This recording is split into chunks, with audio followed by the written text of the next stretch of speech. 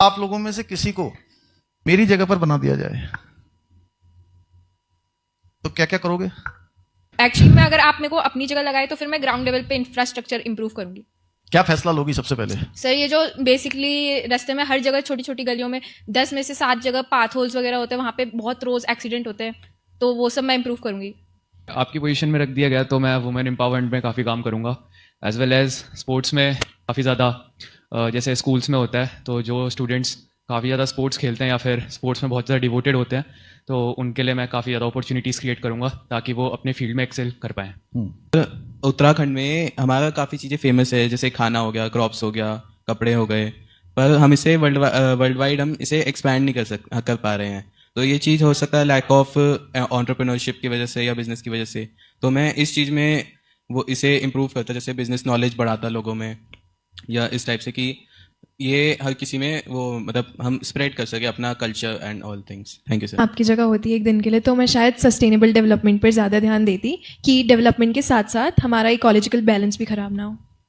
College के साथ साथ इकोलॉजिकल बैलेंस मतलब हमारी जो इकोनॉमी और इकोलॉजी दोनों में बैलेंस हो, उनमें भी हो और डेवलपमेंट भी हो। डेवलपमेंट भी हो। Sir, if I would be in your place for one day, sir, tourism के around there are certain stigmas, right? Because अगर मैं भी किसी मंदिर में जाऊँ जब भीड़ वाला टाइम होता है जैसे आजकल, तो I would think twice, sir, because जो rules होते हैं like for example lines या proper चीज़ें सर वो नहीं enforce होती हैं। Another thing is कि ये religious sites पे there are a lot of scammers, sir, जो बार बार आके tourists को परेशान करते हैं। I would make sure that जो laws already place में हैं they are enforced better. मानना अगर मैं आपकी जगह एक दिन मेरी जगह नहीं, मुख्यमंत्री होती हो। यस सर, अगर ऐसा होता तो जैसा हमारे देहरादून में सहस्त्रधारा रोड आपको को मतलब मुख्यमंत्री बना दिया जाए तो हाँ जी ठीक है सर, जैसे सहस्त्रधारा रोड भी हम देखें तो पहले वो बहुत हरा भरा हुआ करता था।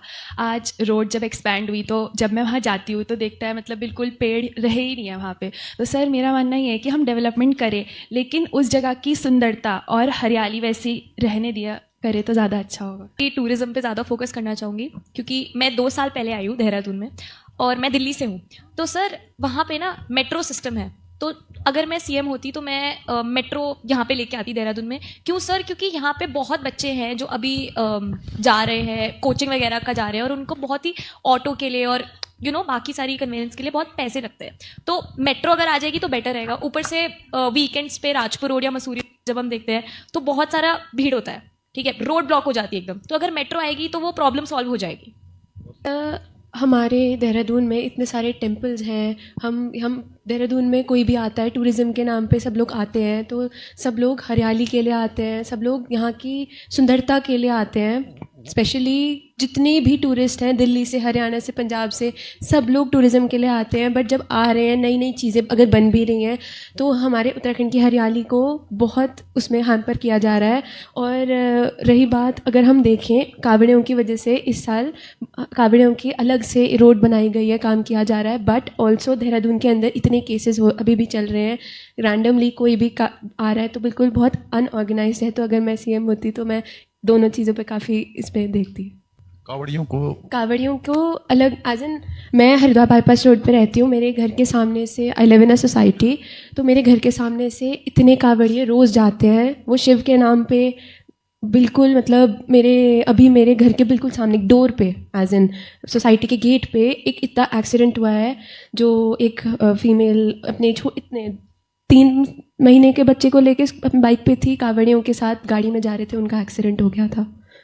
तो वहाँ पे इतनी सारी चीज़ों पे इसमें ध्यान दिया जाए और देहरादून की हरियाली पे भी ध्यान दिया जाए। यहाँ पे महिला सशक्तिकरण की बात हुई तो आज जब हम युवा हैं तो हमारी आंखों में भी इस विषय में ऐसे सपने हैं जो आज भी भारत को और उत्तराखंड को सोने नहीं देते। अगर हम देखते हैं तो आज बात हुई कैसे भविष्य में क्या किया जाएगा, परंतु अगर मैं मुख्यमंत्री होती तो मैं मानती हूँ कि यदि पारंपरिक चीज़ों को सुधार नहीं किया जाएगा, जो चीज़ें इतिहास से चल रही आ रही हैं, अगर उनमें सुधार नहीं होगा तो भविष्य में भी विकास नहीं हो सकता।